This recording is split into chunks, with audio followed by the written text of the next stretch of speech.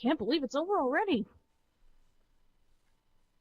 So, for as many kind words as we had last episode about some of the things that it was doing from a story perspective, that should have, in my opinion, that should have been where the manga ended.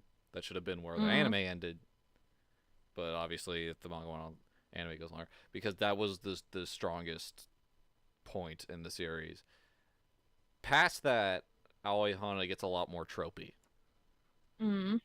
It It, manages to kind of save itself from just being this the cliche gutter with a lot of its side characters, but it becomes a lot more singularly focused on things that. So after this point, Fumi's character revolves entirely around Akira.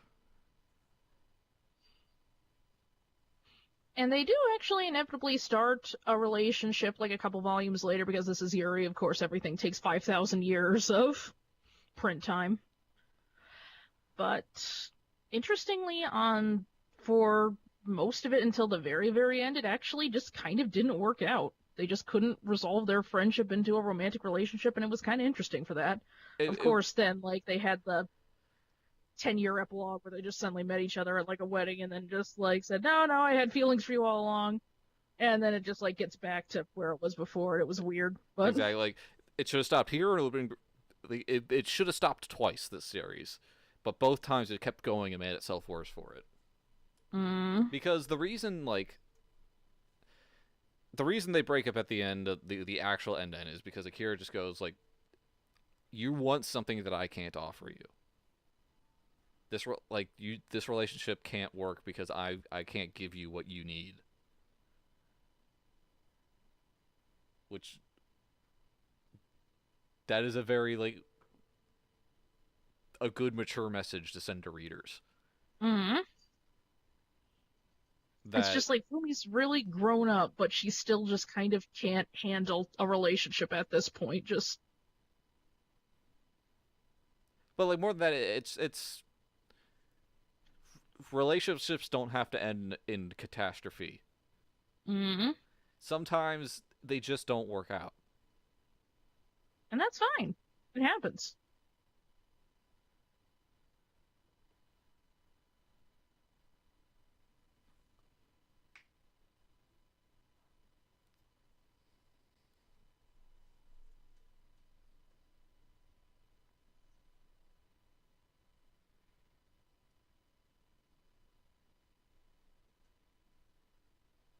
I guess we'll just I since not a ton happens in this episode. Mm. We could just kind of use this to talk a little more broadly about the series and its place in the Yuri canon at large, because it Mm. is, as far as like mainstream Yuri goes, it Aoi Hana is pretty subversive in a lot of ways. Like mainly in just kind of it being an actual thing where there is a line between friendship and relationships, and it's not easy to transverse. At least in certain situations, especially what these characters are coming from and what their ultimate expectations of relationships are versus friendships, which is already kind of a bit of a very interesting and nuanced take on how to look at relationships between people in general. Sasame Kikoto does something similar, but not quite the same, and it doesn't do it as well. I feel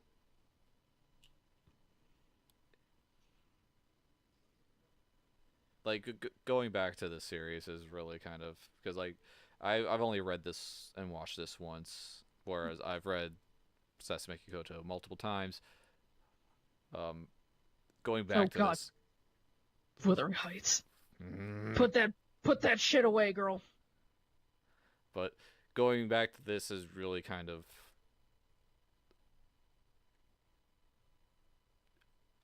Sasame Kikoto gets carried by Kazuma.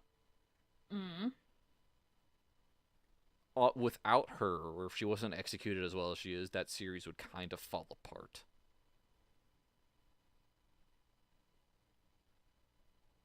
What the hell? Oh God, it's you. I love you. She's here to save the day.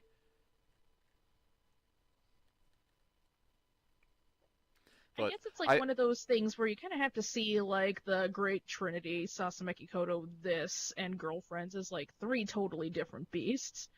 And like this one is kind of like very, very far end on the subversive. Girlfriends is very, very far on the Yuri, and Sasameki Koto is just kind of wavering somewhere in between. yeah. So it's one of those things that they're almost kind of misnomery to each other. It's kind of weird that they kind of get strung together a lot. Well, I can get it, but I mean, they all are about high school girls, and they all were contemporaries of one another, and they were all very popular. mm. So I can So if see why the anything, comparison happens, but really, they're not all that similar. or if they're similar, it's just kind of like, well, they have a similar origin point. They go three totally different directions in executing it. Yeah. Though But I have to say, coming back to this one, I really like this anime. I know I've kind of said it before on my Tumblr, but I remember the first time I read the manga, I honestly wasn't impressed just because it was very slow and, like I said, it just kind of stumbles farther and farther down the rabbit hole with its multiple subplots. But as just like this anime taking the best part of it and just making it this nice, smooth package, I really, really appreciate it a lot. And I think I can appreciate a lot more on what people really liked about both the manga and the anime. So, and like even as the series kind of loses its shine and kind of falls apart the farther it goes on, there's still good stuff there. And so I mentioned earlier that you know Yuri is a very specific kind of pornography, and I'm aware of that, the line of delineation between like shoujo and Yuri, where in America we'll just use the shorter syllable one, because mm, shoujo is literally girls love. That's this, whereas Yuri is usually used for more sexually explicit stuff. But that's whatever. That's not that's splitting hairs. But I guess just to be more specific, shoujo in the same way that like the boys love stuff mm. is it's a very specific kind of emotional pornography that focuses on not so much torturing their characters as much as it is like just emphasizing, sadness and hardship.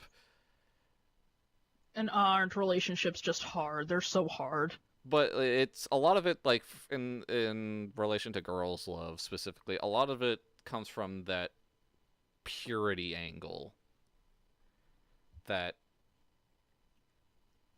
like the D2 thing of like female sexuality. It's a running gag between us, but it's not an insignificant feature of girls love stuff that very rarely do the girls actually kiss. Mm.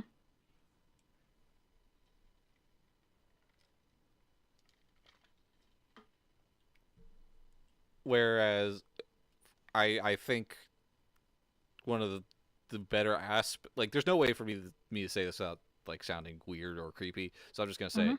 The fact that Fumi is like openly sexually attracted to Akira later on, like she says it. Mm. I don't want to say it's important, but it does matter because it's not just this emotional teasing.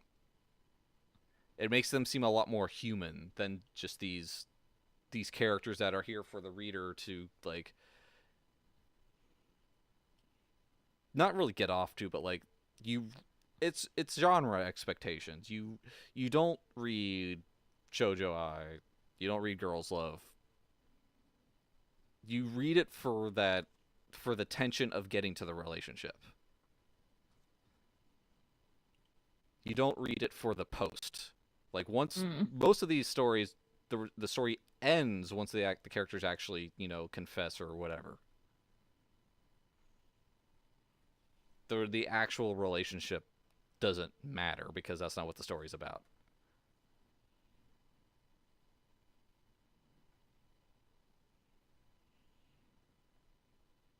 And the what the reader wants is that's just the emotional turmoil getting there. Mm. I don't know if I'm making Just any sense at this point. no, I think you are. It's just there's a big difference between in it for the ship and in it for the relationship. Like the shipping fan base and the I want to actually see a romance play out are two totally different beasts. And we don't often just, I guess, from a philosophical perspective, there really shouldn't be so strictly torn into one or the other. And I think that they kind of are, especially in the umbrella term Yuri genre as it stands now. And I feel like this show kind of has a lot going on for it in that it kind of comes the closest, I think, to trying to blend the two sensibilities together to kind of just create a bit more of a nuanced experience from both ends of the spectrum. It's a little bit more challenging for the people who are just kind of in here for the emotional feels thrill ride, but still isn't kind of just the I just want them together for no reason just so they can get the uns uns that people on the other side of the spectrum are really looking forward to. If anything, it's just kind of flexing its storytelling muscles in directions that I really don't often get to see. And it's really enjoyable for that. Just because I do think it kind of gives a much more complicated story for all of the participants involved than they would be able to do if they were just kind of so easily shoved into just an either or zero sum kind of thing. Yeah. And I guess this kind of goes into a philosophy that I have. One of the reasons why I keep coming back to this genre is just because I like stories about relationships between characters, and as friendships, as romances, and just kind of navigating complicated spaces and even just trying to figure out the best thing that just works between two completely nuanced characters and how they relate to each other. And it's a place that's kind of, by our standards of romance, a relatively new genre, especially when it comes to same-sex romance. And it's just kind of unfortunately wrought with cliches and kind of wrought with pandering and a very possessive, very specifically tailored fan base, let's say that. So I think shows like this are just really good for just giving us that little bit of challenge that we need. So I can definitely see how it's standing out in so many people's minds just for that. Yeah, it's also good for kind of just giving hope Mm-hmm. that like, oh, there is still merit here. Like, people can use this to tell a good story. This genre has the potential for good characterization, good plots, meaningful arcs. So the inverse of this, and I'm not just trying to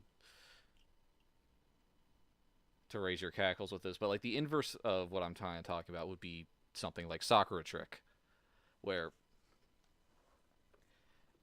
here the fact that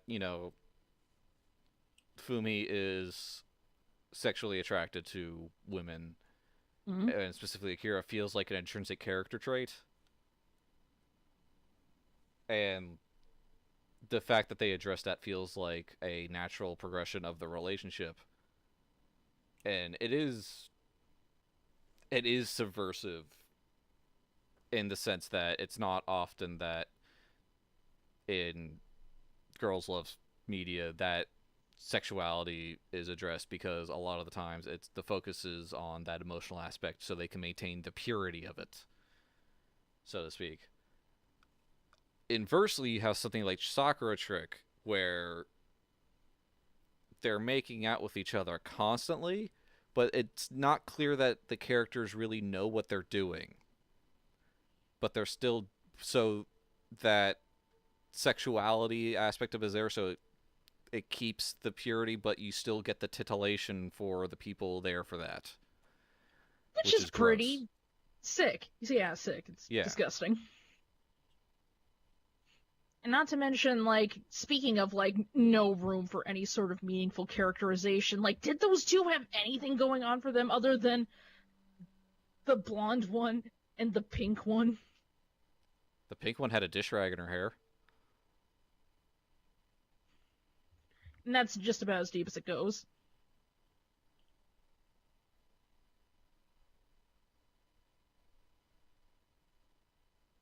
Obviously, I have words for, like, the other end of the spectrum and just people who are in it or think, like, sex equals real relationship. But, that's probably going to be a rant for a completely different show and a different series. At this point, I'm just going to say, yeah, this one's ahead of the curve, like, a lot.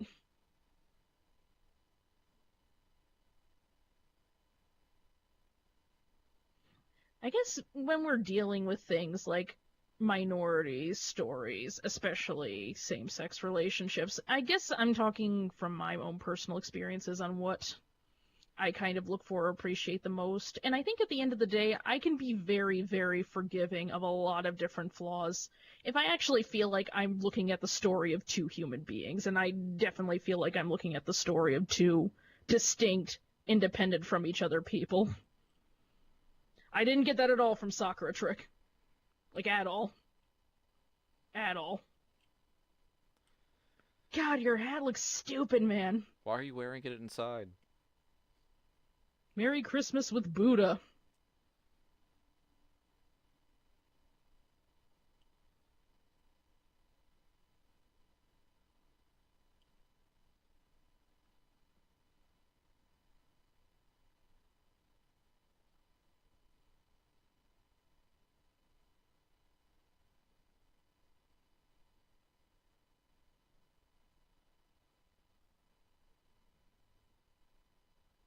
I know he couldn't have been that nice to me.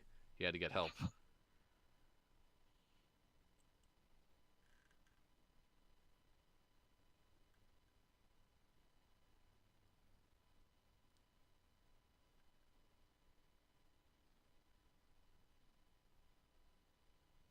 How big is that sweater? I was just about to say something about that being the biggest sweater.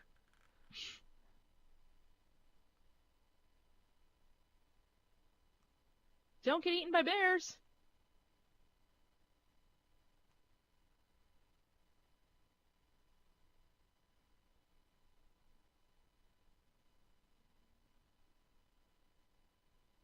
Yeah, that doesn't go away. Um, like I said, it's not a perfect show by any means. No.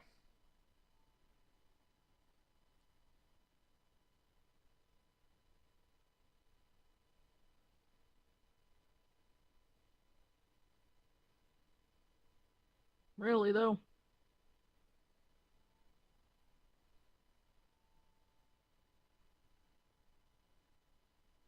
So it's nice that we don't even really need to do a wrap-up episode. We kind of covered everything up really nicely in a cute little bow. Pretty much, yeah. It's We're probably going to have a whole different talking essay with We Do Sasameki Koto, which, yes, we are planning to do, and we're probably going to do a lot of talking, because if we thought this show was, like, slow, then, you ain't seen nothing yet.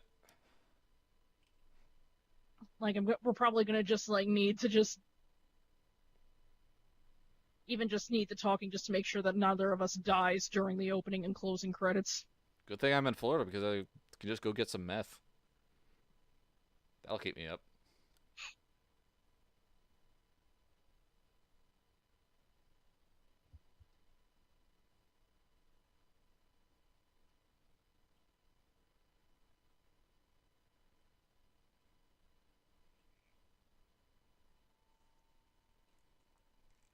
Seriously, I can't get over that this place is like literally what the world would be without internet. Everyone is so peaceful, so Yeah. appreciative of the small things. Hey, look, nature's happening. Look, the stars! Look, snow! Let's actually talk with our friends. Nico's down. We can't just spend all our hours watching weird videos online.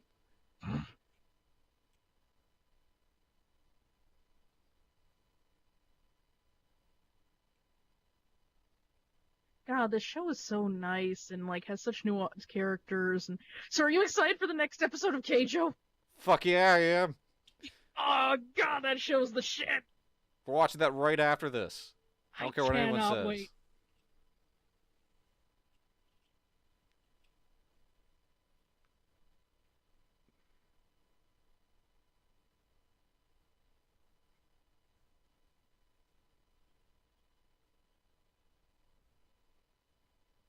Right now, I want to play Silent Hill 1.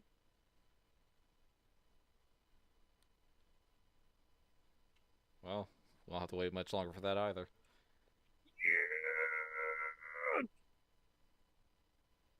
Christmas came early this year. Henry's just running by. What are those girls doing out there?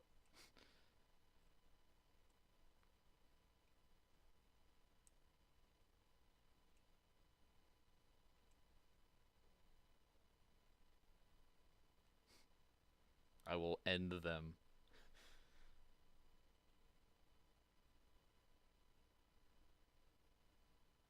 Well, I'm hallucinating. Yeah, I brought the title somewhere else. It'd just be weird.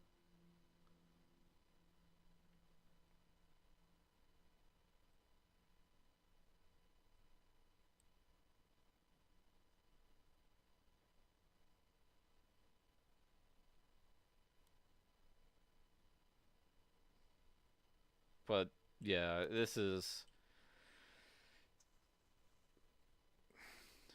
I wish they Fumi had cut still the needs. episode like a minute and a half early. Mm, Fumi still needs a therapist. Like, Yeah. like bad.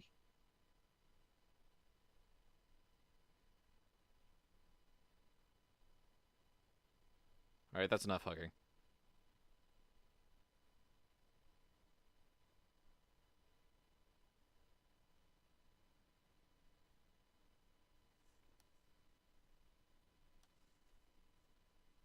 That's Aoi Hana. It's good. It's good, really. Like, really, no kidding. Who'da thunk?